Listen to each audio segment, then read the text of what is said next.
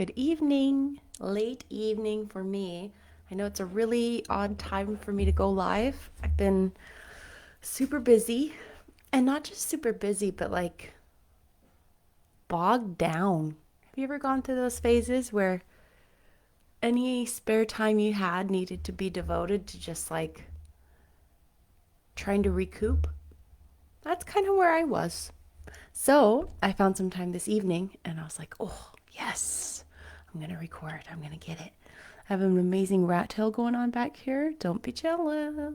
Don't be jealous. Okay, so all the drama. Are you kidding? Jane has just left, has fled Thornfield Hall, and Mr. Rochester's secret is out. It wasn't Grace Poole this whole time that's been doing all of these violent acts in the house, right? I won't say who it is in case you're, I don't know, skipping ahead. Don't do that. Don't do that. But the secret is out, and now Jane has left. Let's do it. Let's do it. Do it. Do it. I'm going to move this just a little bit this way. Oh, my hair is amazing. If you are just listening, you are missing out on this amazing hair. I'm being sarcastic if you don't know. Chapter 28. 2 days are past. It is a summer evening. The coachman has sent me down at a place called Whitcross. He could take me no farther for the sum I had given, and I was not possessed of another shilling in the world. The coach is a mile off by this time. I am alone. At this moment I discover that I forgot to take my parcel out of the pocket of the coach, where I had placed it for safety, and there it remains. There it must remain, and now I am absolutely destitute. Whitcross is no town, nor even a hamlet.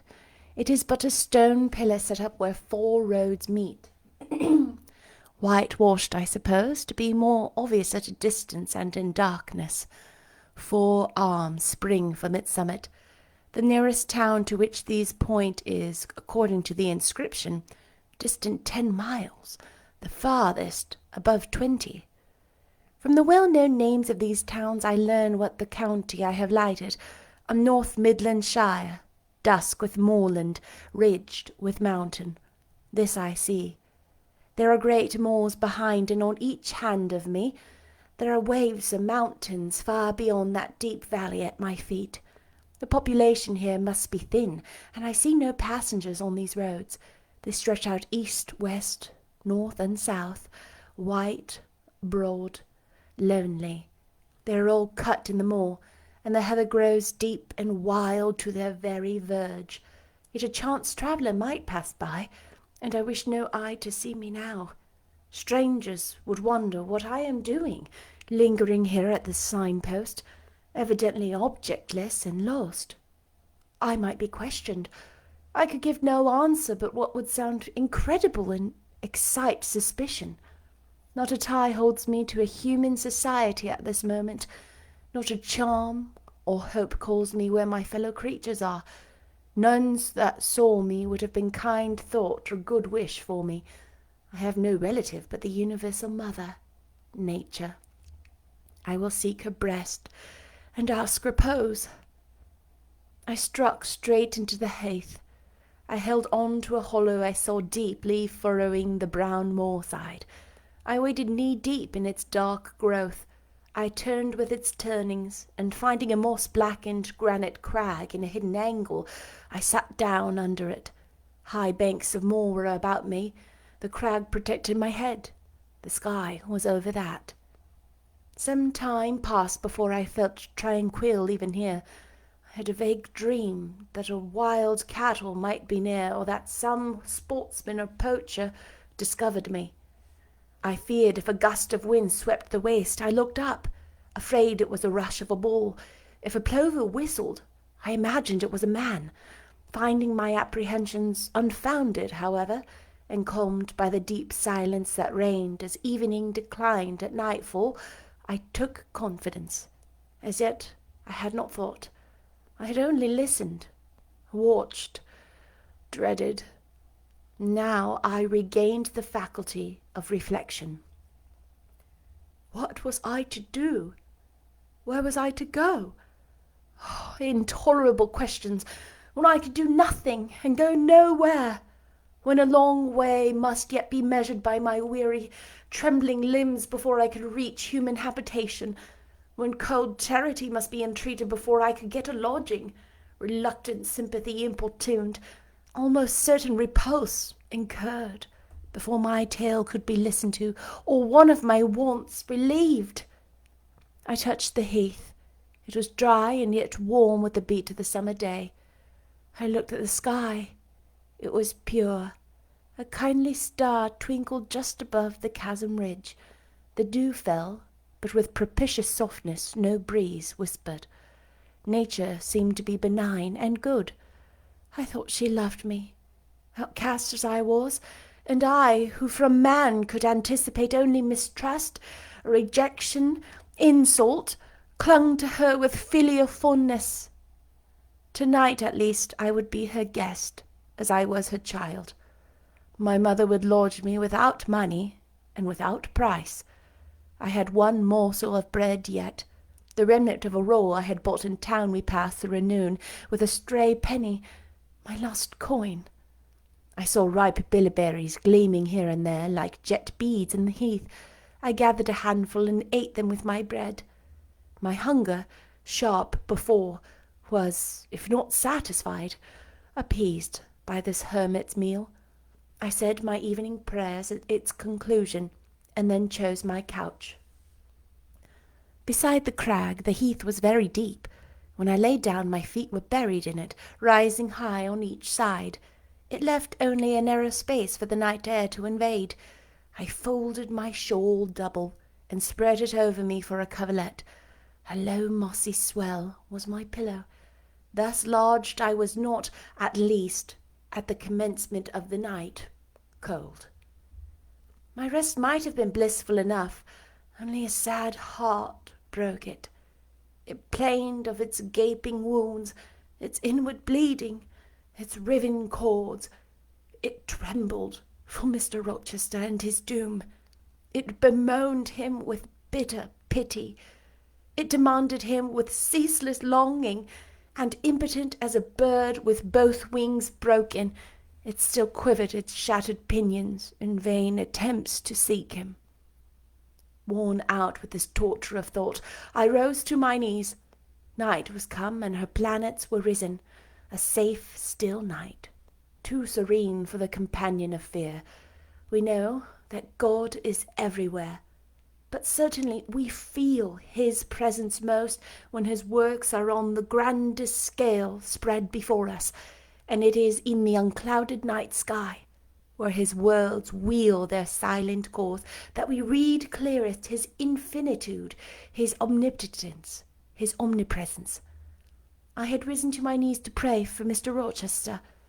Looking up, I, with tear-dimmed eyes, saw the mighty Milky Way. Remembering what it was, what countless systems there swept space like a soft trace of light, I felt the might and strength of God. Sure was I of his efficiency to save what he had made. Convinced I grew that neither earth should perish, nor one of the souls it treasured. I turned my prayer to thanksgiving. The source of life was also the saviour of spirits. Mr. Rochester was safe. He was God's, and by God would he be guarded. I again nestled to the breast of the hill, and ere long in sleep forgot sorrow. But next day want came to me pale and bare. Long after the little birds had left their nests, long after bees had come in the sweet prime of day to gather the heath honey before the dew was dried, when the long morning shadows were curtailed and the sun filled the earth and sky, I got up and I looked round me. What a still, hot, perfect day! What a golden desert the spreading moor! Everywhere sunshine! I wished I could live in it and on it. I saw a lizard run over a crag. I saw a bee busy among the sweet bilberries. I would fain at the moment have become bee or lizard, that I might have found fitting nutriment, permanent shelter here. But I was a human being, and had a human being's wants. I must not linger where there was nothing to supply them. I rose. I looked back at the bed I had left.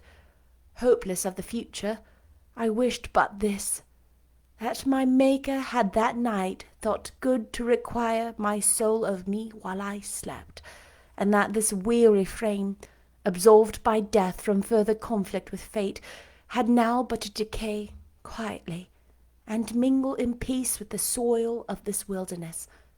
Life, however, was yet in my possession, with all its requirements and pains and responsibilities.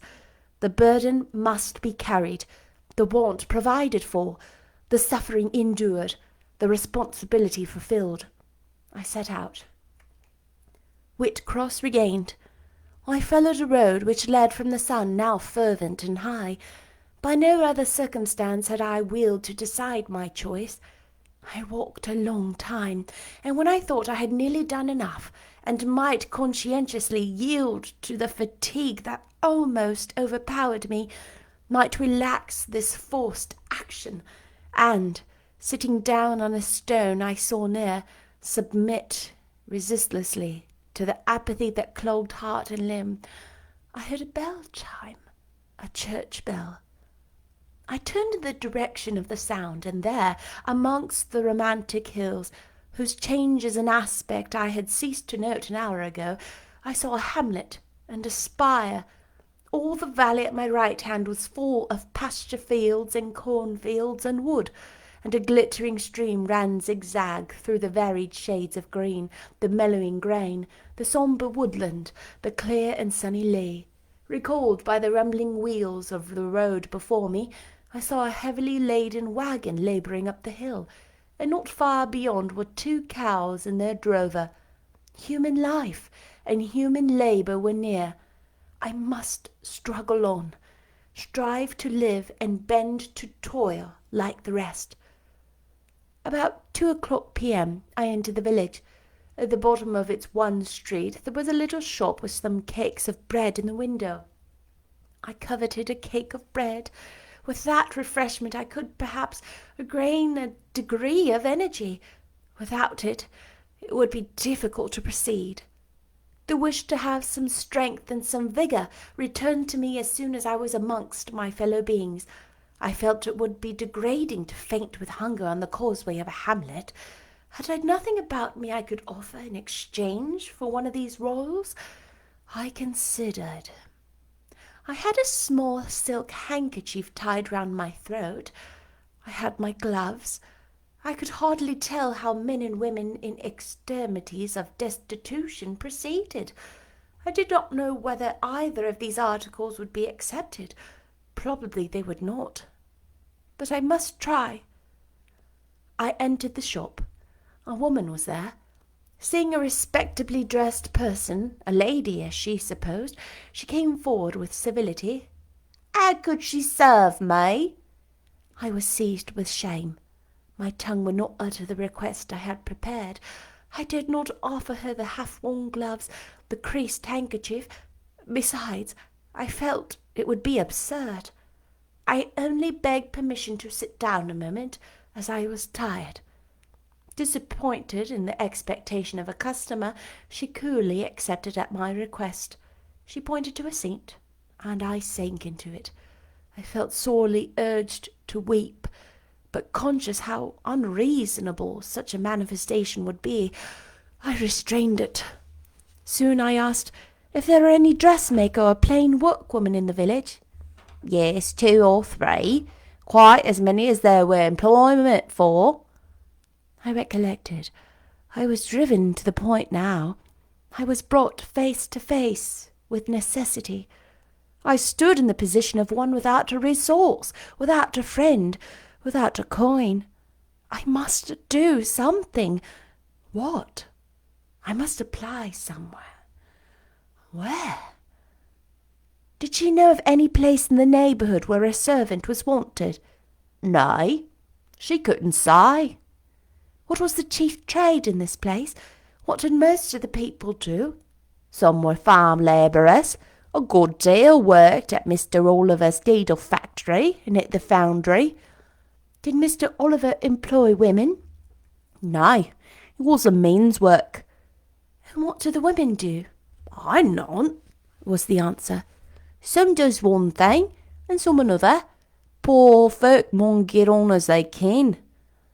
She seemed to be tired of my questions, and indeed, what claim had I to importune her? A neighbour or two came in. My chair was evidently wanted. I took leave. I passed up the street, looking as I went at all the houses to the right hand and to the left, but I could discover no pretext, nor see any inducement to enter any. I rambled round the hamlet, going sometimes to a little distance and returning again for an hour or more, much exhausted, and suffering greatly now for want of food. I turned aside into a lane and sat down under the hedge. Ere many minutes had lapsed, I was again on my feet, however, and again searching something, a resource, or at least an informant. A pretty little house stood at the top of the lane, with a garden before it, exquisitely neat and brilliantly blooming. I stopped at it. What business had I to approach the white door or touch the glittering knocker? In what way could I possibly be the interest of the inhabitants of that dwelling to serve me? Yet I drew near and knocked. A mild-looking, cleanly attired young woman opened the door in such a voice as might be expected from a hopeless heart and fainting frame, a voice wretchedly low and faltering. I asked if a servant was wanted here. No, said she, we do not keep a servant. Can you tell me where I could get employment of any kind? I continued. I am a stranger, without acquaintance in this place. I want some work, no matter what. But it was not her business to think for me, or to seek a place for me. Besides, in her eyes, how doubtful must have appeared my character, position, tale. She shook her head. She was sorry she could not give me no information. And the white door closed, quite gently and civilly, but it shut me out. If she had held it open a little longer, I believe I should have begged a piece of bread, for I was now brought low. I could not bear to return to the sordid village, where besides no prospect of aid was visible. I should have longed rather to deviate to a wood I saw not far off, which appeared in its thick shade to offer an inviting shelter. But I was so sick, so weak, so gnawed with nature's cravings. Instinct kept me roaming round abodes where there was a chance of food. Solitude would be no solitude, rest no rest, while the vulture, hunger, thus sat beak and talons in my side. I drew near houses, I left them, and came back again, and again I wandered away, always repelled by the consciousness of having no claim to ask, no right to expect interest in my isolated lot. Meantime, the afternoon advanced while I thus wandered about like a lost and starving dog. In crossing a field, I saw the church spire before me. I hastened towards it. Near the churchyard and in the middle of a garden stood a well-built, though small house, which I had no doubt was a parsonage. I remembered that strangers who arrive at a place where they have no friends, and who want employment, sometimes apply to the clergyman for introduction and aid. It is the clergyman's function to help, at least with advice, those who wish to help themselves. I seemed to have something like a right to seek counsel here. Renewing then my courage, and gathering my feeble remains of strength, I pushed on. I reached the house and knocked at the kitchen door. An old lady opened. I asked, was this the parsonage? Yes.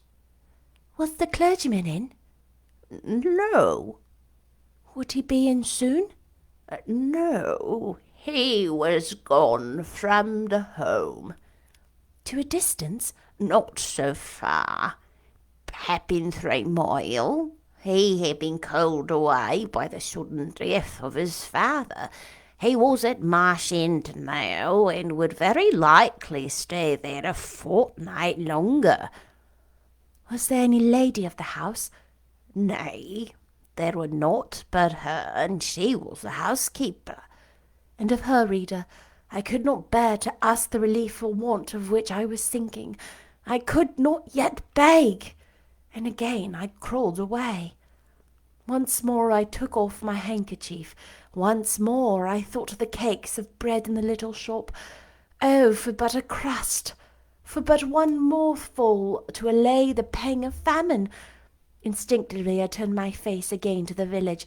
I found the shop again, and I went in, and though others were there besides the woman, I ventured the request. Would she give me a roll for this handkerchief? She looked at me with evident suspicion. Nay, she never sells stuff for that way. Almost desperate, I asked for half a cake. She again refused. How could she tell when I had got my handkerchief? She said. Would she take my gloves? No. What would she do with them? Reader, it is not pleasant to dwell on these details. Some say there is enjoyment in looking back to painful experience past, but at this day I can scarcely bear to review the times to which I allude. The moral degradation, blent with the physical suffering, formed too distressing a recollection ever to be willingly dwelt on. I blamed none of those who repulsed me. I felt it was what was to be expected and what could not be helped. An ordinary beggar is frequently an object of suspicion, a well-dressed beggar inevitably so. To be sure, what I begged was employment, but whose business was it to provide me with employment? Not certainly of the persons who saw me then for the first time and who knew nothing about my character. And as to the woman who would not take my handkerchief in exchange for her bread, why, she was right. If the offer appeared to her sinister or the exchange unprofitable, let me condense now. I am sick of the subject. A little before dark I passed a farmhouse, at the open door of which the farmer was sitting, eating a supper of bread and cheese. I stopped and said, "Will you give me a piece of bread, for I am very hungry?" He cast on me a glance of surprise, but without answering he cut a thick slice from his loaf and gave it to me. I imagine he did not think I was a beggar, but only an eccentric sort of lady who had taken a fancy to his brown loaf. As soon as I was out of sight of the house, I sat down and ate it. I could not hope to get a lodging under a roof, and sought it in the wood I have before alluded to, but my night was wretched, my rest broken. The ground was damp, the air cold. Besides, intruders passed near me more than once, and I had again and again to change my quarters. No sense of safety or tranquillity befriended me. Towards morning it rained. The whole of the following day was wet. Do not ask me, reader, to give a minute account of that day. As before I sought work, I was repulsed. As before I was starved. As before I only had but once food did pass my lips. At the door of a cottage I saw a little girl about to throw a mess of cold porridge into a pig trough. "Will you give me that?" I asked. She stared at me. "Mother," she exclaimed, "there is a woman wants me to give her this porridge."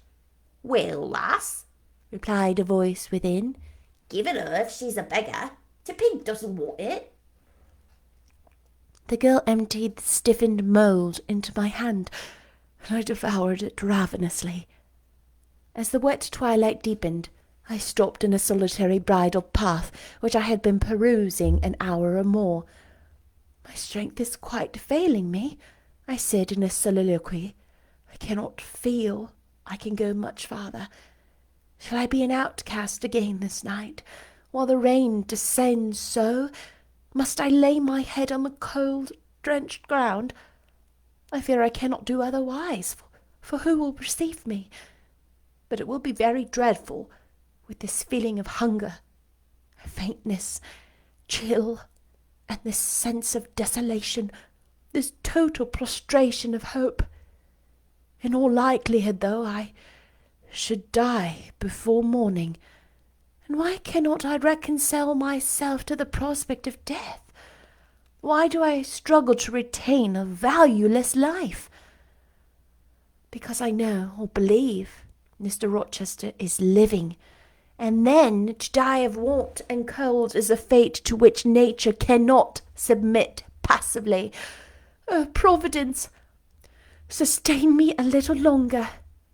Aid, direct me. My glazed eye wandered over the dim and misty landscape. I saw I had strayed far from the village. It was quite out of sight. The very cultivation surrounding it had disappeared. I had, by crossways and bypaths, once more I drawn near to the tract of moorland, and now only a few fields, almost as wild and unproductive as the heath from which they were scarcely reclaimed, lay between me and the dusky hill. Well, I would rather die yonder than in a street or on a frequented road, I reflected, and far better that crows and ravens, if any ravens there be in these regions, should pick my flesh from my bones, that they should be prisoned in a workhouse coffin and moulder in a pauper's grave. To the hill then I turned. I reached it. It remained now only to find a hollow where I could lie down, and feel at least hidden, if not secure. But all the surface of the waste looked level. It showed no variation but of tint. Green where rush and moss overgrew the marshes, black where the dry soil bare only heath. Dark as it was getting, I could still see these changes, though but as mere alternations of light and shade, for colour had faded with the daylight. My eye still roved over the sullen swell and along the moor edge, vanishing amidst the wild scenery, when at one dim point, far in amongst the marshes and at the ridges, a light sprang up. That is an ignis fatuus, was my first thought, and I expected it would soon vanish. It burnt on, however, quite steadily, neither receding nor advancing. Is it, then, a bonfire just kindled? I questioned. I watched to see whether it would spread, but no. As it did not diminish, so it did not enlarge. It may be a candle in a house, I then conjectured, but if so, I can never reach it. It is much too far away, and were it within a yard of me, what would it avail? I should but knock at the door and have it shut in my face. And I sank down where I stood and hid my face against the ground. I lay still a while. A night wind swept over the hill and over me, and died moaning in the distance. The rain fell fast, wetting me afresh to the skin. Could I but have stiffened to the still frost, the friendly numbness of death, it might have pelted on. I should not have felt it, but yet my living flesh shuddered as its chilling influence. It rose ere long. The light was yet there, shining dim but constant through the rain. I tried to walk again. I dragged my exhausted limbs slowly towards it. It led me aslant over the hill, through a wide bog, which would have been impassable in winter, and was splashy and shaky even now in the height of summer. Here I fell twice, but as often I rose and rallied my faculties. This light was my forlorn hope. I must gain it. Having crossed the marsh, I saw a trace of white over the moor. I approached it. It was a road or a track. It led straight up to the light, which now beamed from a sort of knoll, amidst a clump of trees. Firs, apparently, from what I could distinguish of the character of their forms and foliage through the gloom. My star vanished as I drew near. Some obstacle had intervened between me and it. I put out my hand to feel the dark mass before me. I discriminated the rough stones of a low wall. Above it, something like palisades, and within a high and prickly hedge. I groped on. Again a whitish object gleamed before me. It was a gate, a wicket. It moved on its hinges as I touched it. On each side stood a sable bush holly or yew. Entering the gate and passing the shrubs, the silhouette of a house rose to view, black, low, and rather long, but the guiding light shone nowhere. All was obscurity. Were the inmates retired to rest? I feared it must be so. In seeking the door, I turned the angle. There shot out the friendly gleam again from the lozenged panes of a very small latticed window within a foot of the ground, made still smaller by the growth of ivy or some other creeping plant whose leaves clustered thick over the portion of the house wall in which it was set. The aperture was so screened and narrow that curtain or shutter had been deemed unnecessary, and when I stooped down and put aside the spray of foliage shooting over it, I could see all within. I could see clearly a room with a sanded floor, clean scoured, a dresser of walnut, with pewter plates ranged in rows, reflecting the redness and radiance of a glowing peat fire. I could see a clock, a white deal table, some chairs, the candle whose ray had been my beacon, burnt on the table, and by its light an elderly woman, somewhat rough-looking, but scrupulously clean like all about her, was knitting a stocking. I only noticed these objects curiously now. In them there was nothing extraordinary. A group of more interest appeared near the hearth, sitting still amidst the rosy peace and warmth suffusing it. 2 young, graceful women, ladies in every point, sat, one in a low rocking-chair, the other on a lower stool. Both wore deep mourning of crape and bombazin, which sombre garb singularly set off fair necks and faces. A large old pointer dog nested his massive head on the knee of one girl. In the lap of the other was cushioned a black cat. A strange place was this humble kitchen for such occupants. Who were they? They could not be the daughters of the elderly person at the table, for she looked like a rustic, and they were all delicacy and cultivation. I had nowhere seen such faces as theirs, and yet, as I gazed on them, I seemed intimate with every lineament. I cannot call them handsome. They were too pale and grey for the word. As they each bent over a book, they looked thoughtful, almost to severity.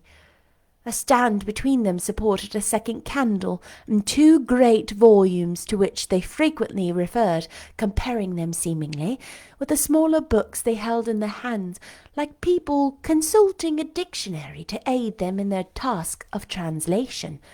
The scene was as silent as if all the figures had been shadows in the fire-lit apartment as a picture. So hushed was it, I could hear the cinders fall from the grate, the clock tick in its obscure corner, and I even fancied that I could distinguish the click-click of the woman's knitting needles. When, therefore, a voice broke a strange stillness at last, it was audible enough to me. "Listen, Diana," said one of the absorbed students. "Franz and old Daniel are together in the night-time, and Franz is telling a dream from which he has awakened in terror. Listen." And in a low voice she read something of which not one word was intelligible to me, for it was an unknown language, neither French nor Latin. Whether it were Greek or German I could not tell. "That is strong," she said when she had finished. "I relish it." The other girl, who had lifted her head to listen to her sister, repeated while she gazed at the fire a line of what had been read. A later day I knew the language in the book, therefore I will quote the line here. When I first heard it, it was only like a stroke on sounding brass to me, conveying no meaning. "Da trat vor Eyre an zu den Wei des Söhnen Nacht." "Good, good!" she exclaimed, while her dark and deep eyes sparkled. "There! You have a dim and mighty archangel fitly set before you. The line is worth 100 pages of fustian." Ich wag die Gedanken in der Schaukel meines Zornes und de Werk mit dem Griechen meins Grims. I like it. Both were silent again. Is there any holy country where they talk it like that? Asked the woman, looking up from her knitting. Yes, Hannah, a far larger country than England where they talk in no other way. Well, for sure, I not know they can understand to one another. If either of you up there, you could tell what they say, I guess. We could probably tell something of what they say, but not all, for we are not as clever as you think us, Hannah. We don't speak German, and we cannot read it without a dictionary to help us. And what does it do to you? We mean to teach it some time, or at least the elements, as they say, and then we shall get more money than we do now. Very like. But you've overstood it. You've done enough for tonight. I think we have. At least I'm tired. Mary, are you? Mortally, after all, it's tough work fagging away at language and no master but a lexicon. It is, especially such a language as this crabbed with glorious Dutch. I wonder when St. John will come home. Surely he will not be long now. It is just 10. Looking at a little gold watch she drew from her girdle. It rains fast, Hannah. Will you have the goodness to look at the fire in the parlour? The woman rose. She opened a door through which I dimly saw a passage. Soon I heard her stir a fire in an inner room. She presently came back. "Oh, Childa," said she, "it fair troubles me to get you yonder room now. It looks so lonesome with the chair empty and sits back in a corner." She wiped her eyes with her apron. The two girls, grave before, looked sad now. "But he is in a better place," continued Hannah. "We shouldn't wish him here again, and then nobody needs to have a quieter death, nor he had." "You say he never mentioned us?" inquired one of the ladies. "He hadn't time, Ben. He was gone in a minute, was your father. He had been a bit ailing like the day before, but not to signify. And when Mr. St. John asked if he would either like for either of you to be sent for, he fair laughed at him. He began again with a bit of heaviness in his head, and the next day, that is a fortnight since, he went to sleep and never wakened. Ain't no remote stark when your brother went to chamber and found him. Oh, childer, that's to last out the scope for you. And Mr. St. John is like the different sort as it's gone. For your mother were missing your way, and almost a book learned. She wore the picture of you, Mary. Diana is more like your father." I thought them so similar. I could not tell whether the old servant, for such I now concluded her to be, saw the difference. Both were fair complexioned and slenderly made. Both possessed faces full of distinction and intelligence. One, to be sure, had hair a shade darker than the other, and there was a difference in their style of wearing it. Mary's pale brown locks were parted and braided smooth. Diana's duskier tresses covered her neck with thick curls. The clock struck 10.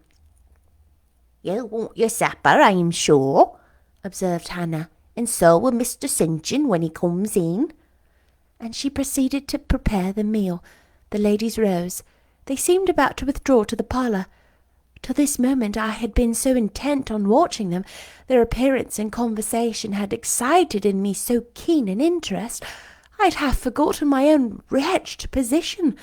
Now it recurred to me, more desolate, more desperate than ever it seemed from contrast.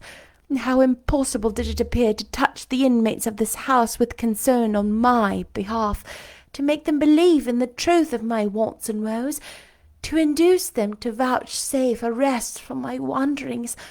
As I groped out the door and knocked at it hesitatingly, I felt that last idea to be a mere chimera. Hannah opened. "What do you want?" she inquired, in a voice of surprise, as she surveyed me by the light of the candle she held. "May I speak to your mistress?" I said. "You had better tell me what you have to say to them. Where do you come from?" "I'm a stranger." "What is your business here at this hour?" I want a night's shelter in an outhouse or anywhere, and a morsel of bread to eat.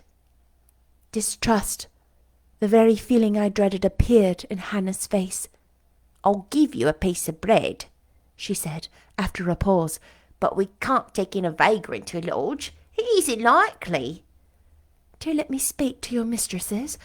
No, not I. What can they do for you? You should not be roving about now. It looks very ill. But where shall I go if you drive me away? What shall I do? Oh, I'll Rory. You know where to go and what to do. Mind you don't do wrong, that's all. Here a penny. Now go. A penny cannot feed me, and I have no strength to go farther. Don't shut the door. Oh, don't, for God's sake. I'm hoarse. The rain is driving in. Tell the young ladies. Let me see them. Indeed I will not. You are not what you ought to be, or you would not made such a noise. Move off. But I must die if I am turned away. Not you. I'm feared you'll have some ill plans agate that'll bring the folks' house round this time of night. If you've any followers, housebreakers or such like, anywhere near, you may tell them we are not by ourselves in the house. We have a gentleman and dogs and guns. Here be the honest but inflexible servant clapped the door and bolted it within. This was the climax, a pang of exquisite suffering, a throe of true despair, rent and heaved my heart. Worn out indeed I was, not another step I could stir. I sank on the wet doorstep. I groaned. I wrung my hands. I wept in utter anguish. Oh, the spectre of death! Oh, this last hour, approaching in such horror! Alas, this isolation, this banishment from my kind! Not only the anchor of hope, but the footing of fortitude was gone, at least for a moment, but the last I soon endeavoured to regain. I can but die, I said, and I believe in God. Let me try to wait his will in silence. These words I not only thought but uttered, and thrusting back all my misery into my heart, I made an effort to compel it to remain there, dumb and still.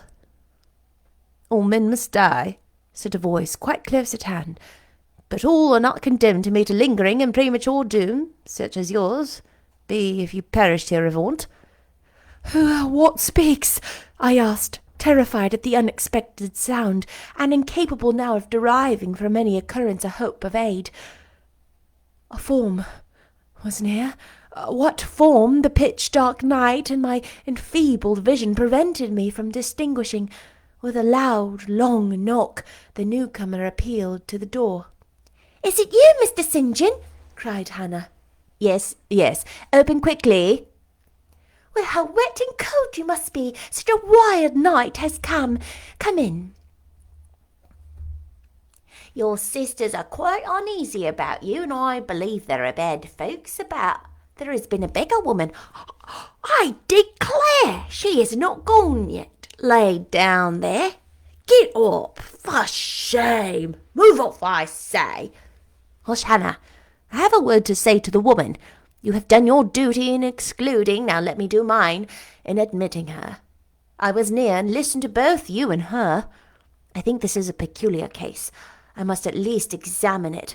Young woman, rise, and pass before me into the house." With difficulty I obeyed him. Presently I stood within that clean, bright kitchen, on the very hearth, trembling, sickening, conscious of an aspect in the last degree ghastly, wild, and weather-beaten. The two ladies, their brother, Mr. St. John, the old servant, were all gazing at me. "St. John, who is it?" I heard one ask. "I cannot tell. I found her at the door," was the reply. "She does look white," said Hannah. "As clear as clay or death," was responded. "She will fall. Let her sit." And indeed my head swam. I dropped, but a chair received me. I still possessed my senses.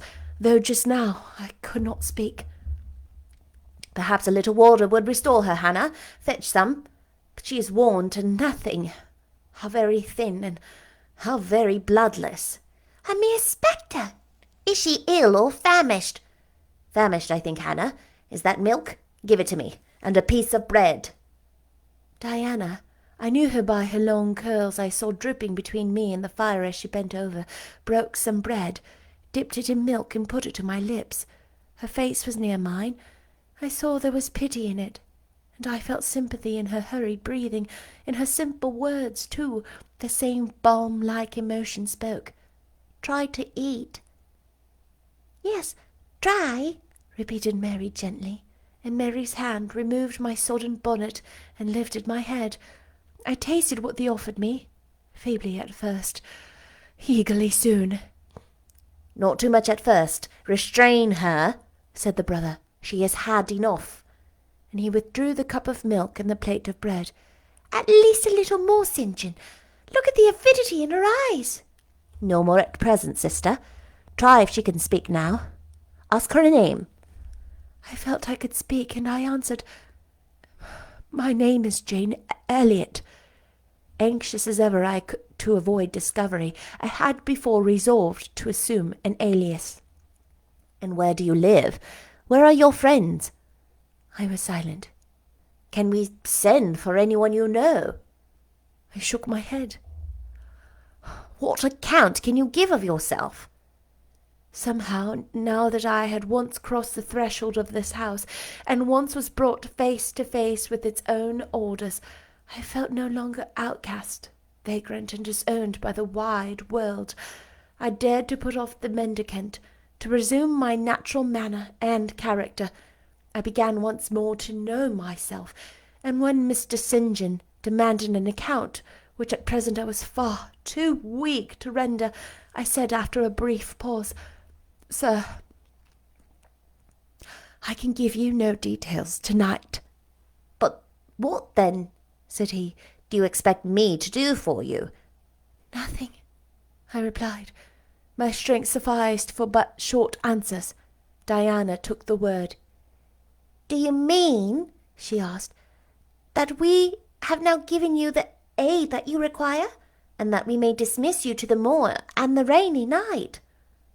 I looked at her. She had, I thought, a remarkable countenance, instinct both with power and goodness. I took sudden courage. Answering her compassionate gaze with a smile, I said, I will trust you. If I were a masterless and stray dog, I know that you would not turn me from your hearth tonight. As it is, I really have no fear. Do with me and for me as you like. But excuse me from such discourse. My breath is short, and I feel a spasm when I speak. All three surveyed me, and all three were silent. Hannah, said Mr. St. John at last, let us sit there at present and ask her no more questions. In 10 minutes more, give her the remainder of that milk and bread. Mary and Diana, let us go into the parlour and talk the matter over. They withdrew. Very soon one of the ladies returned, I could not tell which. A kind of pleasant stupor was stealing me over as I sat by the genial fire. In an undertone she gave some directions to Hannah. Ere long, with the servant's aid, I contrived to mount a staircase. My dripping clothes were removed. Soon a warm, dry bed received me. I thanked God, experienced amidst unutterable exhaustion a glow of grateful joy, and slept. That was the end of chapter 28. Oh. So Jane has left Thornfield, and she travels and travels and travels. And I don't know that we can ever really tell. I mean, I think the author describes like 3 days or so of walking. And I love to hear the introspection that Charlotte Bronte, the author, gives to Jane. That we hear Jane say, what do these people owe me? They don't know me. that she doesn't judge them, that she looks at their distrust and looks at their lack of sympathy, their guardedness, their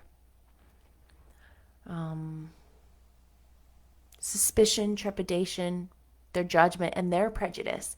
She looks at them and says, I mean, it makes sense. I don't blame them, even though they cause her so much pain. I think that is incredibly admirable on Jane's part. I hope to be more like Jane in that matter. So, Jane is now staying the evening at least in this home that consists of Hannah. You probably heard my voice fluctuated on that one. I kind of missed the mark there. That's okay, right? Mistakes are okay. And we have, I think her name was Mary. And Diana was a little nasally. And then Mr. St. John was a lot of the same voice, but just lower and quicker. He speaks and feels with his mind, right? 3 siblings and Hannah, and it sounds like there's been a funeral lately.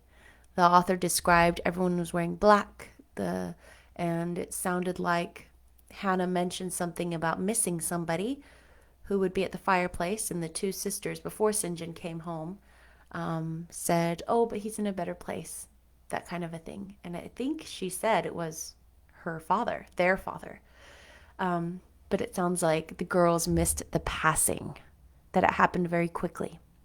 Anyway, I hope you enjoyed. My goodness, these chapters are extensive, but I so enjoy performing these for you. I get to know the books in a way that I never would have known otherwise. And I love not just thinking about or listening to or being passive in sitting with or listening to the story, but feeling and trying to be part of it. And not just part of it in my specific case and what I'm doing, trying to be all of it, trying to be all characters, has been really, really remarkable. A really interesting, remarkable way to digest this story and digest so many other angles that I had never considered before. Anyway, I will see you tomorrow with chapter 29. And you know what's crazy? Chapter 29 is on page 515. And you know how many pages are in this book? 691. We're getting close, y'all. We're getting close. What's gonna happen? Bye, I'll see you tomorrow. Bye.